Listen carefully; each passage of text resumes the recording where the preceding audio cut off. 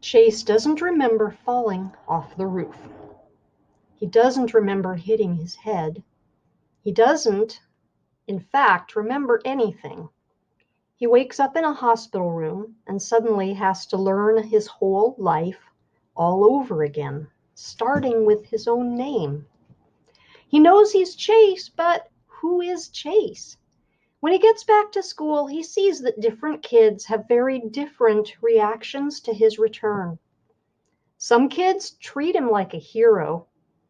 Some kids are clearly afraid of him.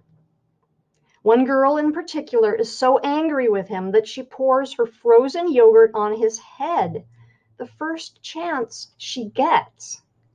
Pretty soon, it's not only a question of who Chase is, it's a question of who he was and who he's going to be. Here is a look at Restart by Gordon Korman. It was the 2021 winner of the California Young Reader Medal in the intermediate category. Chase Ambrose. I remember falling. At least I think I do. Or maybe that's just because I know I fell. The grass is far away until it isn't anymore. Somebody screams, "Wait, it's me." I brace for impact, but it never comes. Instead, everything just stops. The sun goes out, the world around me disappears. I'm being shut down like a machine. Does this mean I'm dead? Blank. The light is harsh, fluorescent, painful. I squeeze my eyes shut, but I can't keep it out. It's an explosion. Voices are babbling all around me. You can't mistake the excitement. He's awake. Get the doctor. They said he'd never. Oh, Chase. Doctor. I try to make out who's there, but the light is killing me. I thrash around, blinking wildly. Everything hurts, especially my neck and left shoulder. Blurry images come into focus. People standing and sitting in chairs.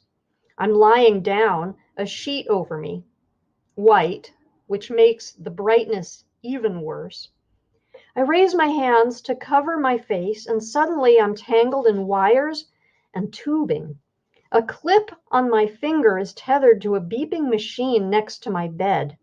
An IV bag hangs from a pole above it. Thank God! The lady beside me is choked with emotion. I can see her better now. Long brown hair, dark-rimmed glasses. When we found you, lying there. That's all she can manage before she breaks down, crying. A much younger guy puts an arm around her. A white-coated doctor bursts into the room. "Welcome back, Chase," he exclaims, picking up a chart on a clipboard at the foot of my bed. "How do you feel?" How do I feel? Like I've been punched and kicked over every inch of my body. But that's not the worst part. How am I supposed to feel when nothing makes sense? Where am I demand. Why am I in a hospital? Who are these people? The lady with the glasses gasps.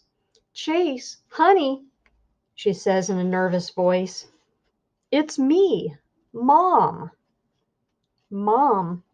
Doesn't she think I know my own mother? "I've never seen you before in my life," I bluster. My mother is. That's when it happens. I reach back for an image of Mom and come up totally empty. Ditto Dad, or home, or friends, or school, or anything. It's the craziest feeling. I remember how to remember, but when I actually try to do it, I'm a blank. I'm like a computer with its hard drive wiped clean. You can reboot it and the operating system works fine, but when you look for a document or file to open, nothing's there. Not even my own name. Am I Chase? I ask. While my other questions sent murmurs of shock around my hospital bed, this one is greeted with silent resignation. My eyes fall on the chart in the doctor's hands. On the back of the clipboard is written, Ambrose, Chase. Who am I? A mirror, I exclaim. Somebody give me a mirror. Perhaps you're not ready for that, the doctor says in a soothing tone. The last thing I'm in the mood for is to be soothed. A mirror, I snap. The lady who calls herself Mom fumbles inside her pocketbook and hands me a makeup compact. I open it up, blow away the loose powder, and stare at my reflection. A stranger stares back at me. Amnesia. That's what Dr. Korman says I have. Acute retrograde amnesia. The loss of all memory prior to a certain event. In this case, me taking a swan dive off the roof of our house.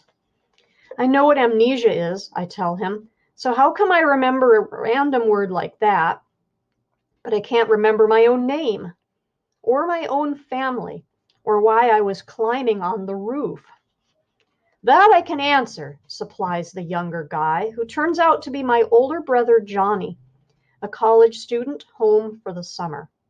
Your room has that dormer window. You just open it up and crawl out onto the eaves. You've been doing it as long as I can remember. And did anybody warn me I might break my neck? Only since you were 6, my mother puts in. I figured if you survived this long, it was time to stop worrying. You were such an athlete. Her voice trails off. Amnesia can be an unpredictable thing, the doctor informs us, especially with a traumatic injury like this one. We're just starting to understand which parts of the brain control which life functions, but for all we know, it has nothing to do with geography. Some patients lose long-term memory, some lose short-term memory. Others lose the ability to transfer from short to long-term. In your case, the damage seems totally confined to your sense of who you are and what's happened in your life up to this point. Lucky me, I say bitterly. Cooperman raises an eyebrow. Don't knock it. You remember more than you realize. You can walk and talk and swallow and go to the bathroom. How would you like to have to relearn everything, even how to put one foot in front of the other? The bathroom part is definitely an upgrade. They say I was in a coma for 4 days before I woke up. I can't say how the bathroom side of things was taken care of during that time, but I'm pretty sure I had nothing to do with it. Maybe I'm better off not knowing. The doctor checks a few readings on my monitor, making notes on my chart, and then regards me intently. Are you absolutely certain you can't remember anything at all from your life before you regained consciousness? Once again, I peer back into the nothingness that's where my memory is supposed to be. It's like reaching into a pocket for something that should be there but isn't. Only that something isn't keys or a phone. It's your whole life. It's bewildering and frustrating and terrifying at the same time. Try harder, I push myself. You didn't just whoosh into being when you came out of that coma. You're in there somewhere. A vague image starts to form, so I bear down, concentrating with all my might, trying to wrestle it into focus.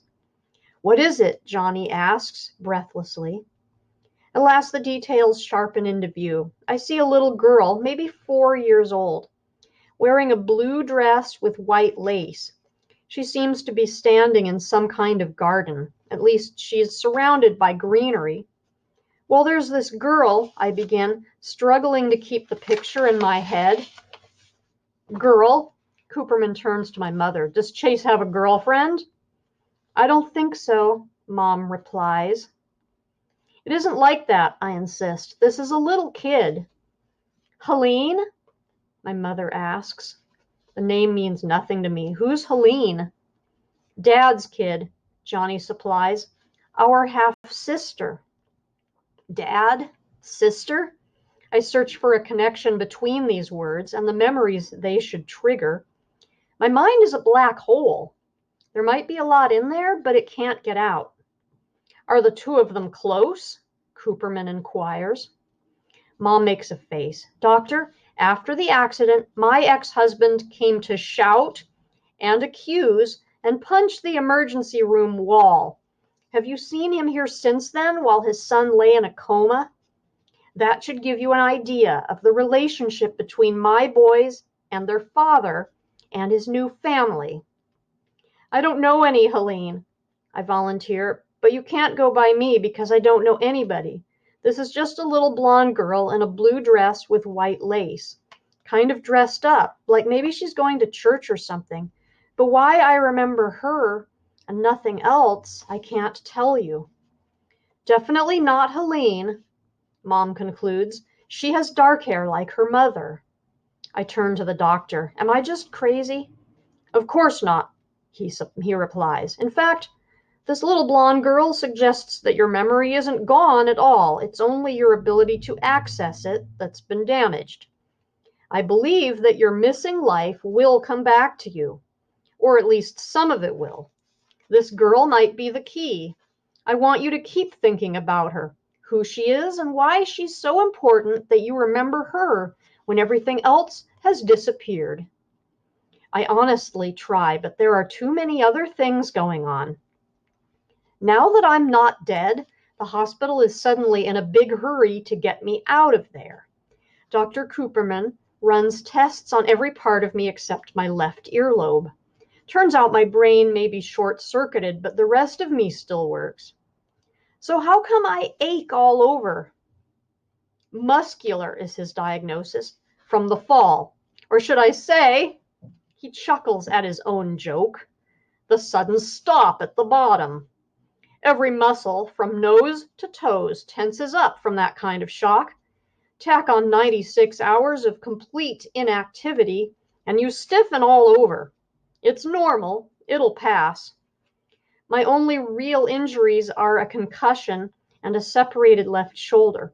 Turns out my bad diving form saved my life. My shoulder hit the ground a split second before my head, absorbing just enough of my hard landing to keep the impact from killing me. Mom brings clothes for me to change into. I suppose I shouldn't be so blown away that they fit. They're my clothes, after all. But of course, they're new to me. I can't help wondering if I have a favorite shirt or a super broken-in pair of jeans. I don't remember the car either, a Chevy van, or the house. I take the opportunity to fill in a few blanks about myself. I am not the child of millionaires. I have no great love of cutting the grass. Or maybe that one's on Johnny. I've got an excuse. I've been in a coma. I note the window I must have climbed out of, since it's the only one with roof access. For some reason, I expected it to be higher, and I'm embarrassed. Like it's an insult to my manliness that such a puny fall scrambled my brains. When Mom opens the door, a chorus of voices cry out, "Surprise!" A makeshift banner hangs across the living room. "Welcome home, champ." A heavy-set man about Mom's age steps forward, enfolds me in a crushing bear hug, and rubs his knuckles up and down my head. "Good to have you back, son." Mom is horrified. "Stop it, Frank. He has a concussion." The man, my father, lets me go, but he's defiant. "Ambrose men can take a few licks, Tina. You're talking about an all-county running back." "Ex-all-county running back, Dad," Johnny amends. "You heard the doctor. Chase can't play football this season." "Dopey doctor," my father snorts. "What does he weigh? 140? Soaking wet?" He faces Mom. "Don't turn him into a wimp like you did with Johnny." "Thanks, that means a lot," my brother says dryly. "Why are you here, Frank?" My mother is quickly losing patience. How many times have I asked you not to use your key anymore? This is not your house, and it hasn't been for a long while. I pay the mortgage on this place, he growls. All at once the cloud lifts from his face and he's grinning. Besides, we had to be here to welcome home the conquering hero. Falling off a roof doesn't make me a hero, I mumble. I can't put my finger on it, but there's something about my dad makes me nervous. It isn't physical. In fact, for a middle-aged guy, he's pretty energetic and spry, despite the paunch and the thinning hair. His smile is totally overpowering. To see him is to want to like him. Maybe that's the problem, I decide. He's too confident that he's welcome everywhere. And going by Mom, he isn't. Not here, anyway. He's brought his new family. A wife named Corinne, who doesn't look much older than Johnny, and Helene, my 4-year-old half-sister. Mom was right. Helene's definitely not the girl in the blue dress. It's no big deal, I guess, but I'm disappointed. I was kind of hoping for one thing in my life, to be connected to reality. Although I'm meeting them for the first time, I have to remind myself they already know me. For some reason, they don't seem to like me very much. Corinne hangs back, and the little kid stays firmly attached to her mom's skirt. They look at me like I'm a time bomb about to go off in their faces. What did I ever do to them? My father seems to be settling in for a long visit, but Mom's having none of that. He has to rest, Frank, she says. Doctor's orders. What? He's chopping wood? He's resting. Alone, she insists, in his room, where it's quiet. He sighs. Ants at a picnic, that's what you are. He hugs me again, squeezing slightly less this time. Great to have you back, champ. Sorry it couldn't be more of a celebration, but Nurse Killjoy over there. He inclines his head in my mother's direction. I stick up for her a little. She's right about the doctor. He said I have to take it easy because of my concussion. Concussion, he snorts. When I played football, I got my conch bonked plenty of times. You rub a little dirt on it and you're good. Corinne appears at her husband's elbow. We're so glad you're okay, Chase. Come on, Frank, let's go. I feel like I have to fill the hostile silence that follows, so I lean down to my kid sister. That's a nice doll you've got there. What's her name? She shrinks back like I'm about to eat her. Eventually, Dad's gone, taking Corinne and Helene with him. Johnny goes out to meet some friends, and Mom orders me upstairs to get a head start on the relaxation that almost caused a civil war. She has to show me which room is mine because I don't remember any of it. Not the wooden staircase with the faded floral runner up the center, not the narrow hallway with the low ceiling, not the wooden door with the crack down the center panel. My mother sees me evaluating the damage and is momentarily surprised by my surprise. Then she tries to explain it away. That's probably my fault. I always let you and your friends play sports in the house. You're too big for that now. Or the house is too small. Which sports? I ask. Tears are coming to her eyes. This is hard for her. Football, soccer, badminton, you name it. Being in my room is the weirdest experience of all. It's my room. There's no question about that.